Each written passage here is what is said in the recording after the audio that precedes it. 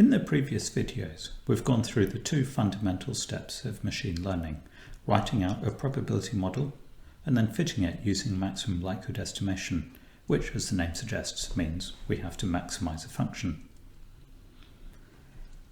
For most models, we can't do the maximization with pen and paper, so we have to use numerical optimization on a computer.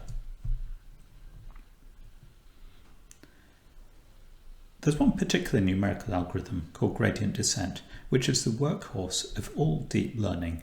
Here's a nice quote about it. Gradient descent can write code better than you. I'm sorry. Here's the rest of the quote.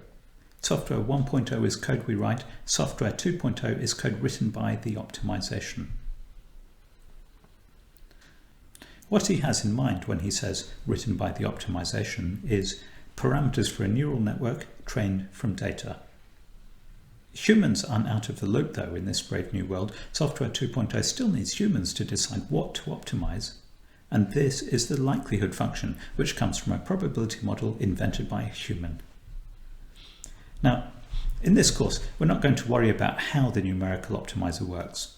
In any useful branch of machine learning, chances are there's some special purpose optimizer that's most efficient for that particular branch of machine learning. We're just going to look at a good general purpose optimizer, fine for small problems. And this is what it looks like. First, we define the function. We import scipy.optimize. We make an initial guess, and then we just call the optimizer, telling it the function we want to minimize and our initial guess. A few things to watch out for. First, there is no optimize.fmax function. If you want to maximize, just stick a minus sign in front of the thing you want to maximize and then minimize it. Second, this routine might not find a global minimum. You need maths if you want to guarantee a global minimum. This function only finds a local minimum, so you ought to have an idea of what your function looks like, and you ought to choose the initial guess wisely. And that's all there is to optimization. Except for one big problem.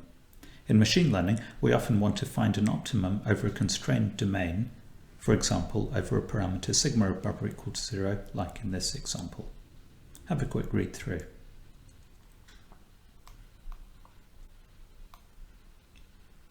The difficulty here is that scipy.optimize.fmin, when you run it, will range over any value it wants, hunting for the minimum.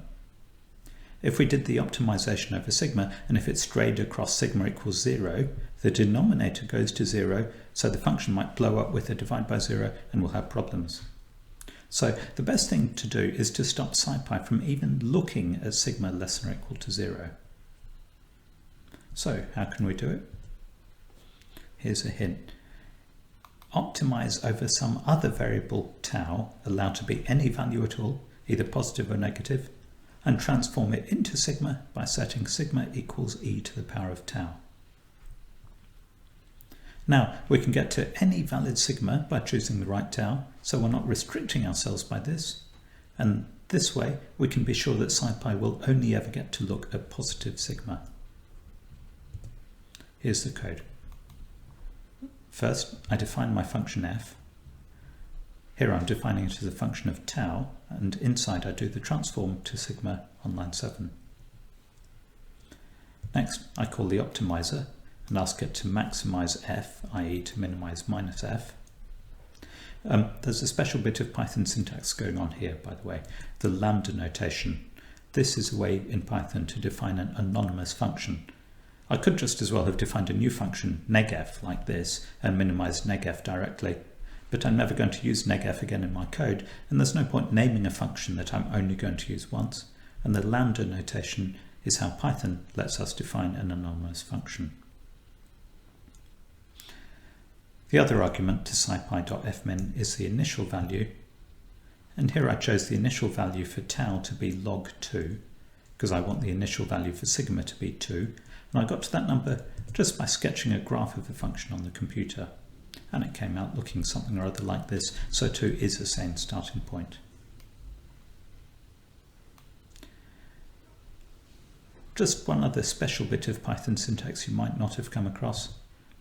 scipy.fmin returns a list with one element per parameter we're optimizing over. We're optimizing over one parameter here, so it returns a list of length 1, and to pull out the single element of that list, this is what we can write in Python. Okay, so that's basic numerical optimization. Let's have a look at another example. Pause the video and read. Here, we're being asked to optimize over several parameters, P1, P2 and P3, and they all have to be in the range 0 to 1, and they have to sum to 1. You might remember this problem. This is exactly the optimization behind the Brexit example from the last video.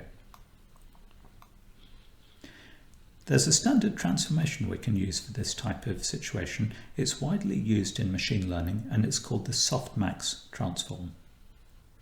What we'll do instead is we'll optimize over different parameters. We'll optimize over S1, S2, S3, allowed to be any triple of real numbers. And we'll use this transformation here to turn S values into P values. The idea behind this is the exponentiation ensures that we always get positive values for P, even if S is negative, and the division forces P1 plus P2 plus P3 to be equal to 1. And then, because P1, P2 and P3 are all positive, and because they sum up to 1, each of them must be less than or equal to 1.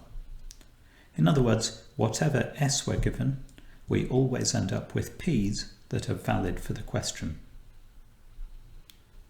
We also need to check the other way around.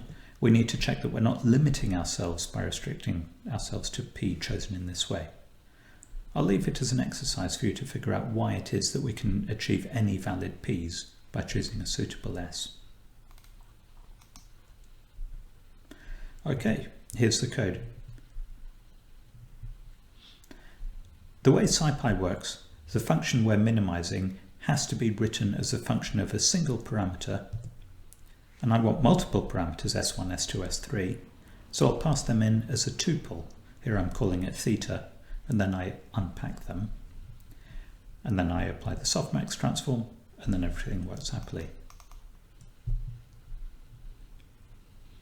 Okay, so machine learning is all about inventing probability models and then training them, usually by numerical optimization on the computer. And the thing that we're optimizing is the likelihood function. The next video will all be about likelihood functions and how to work with them.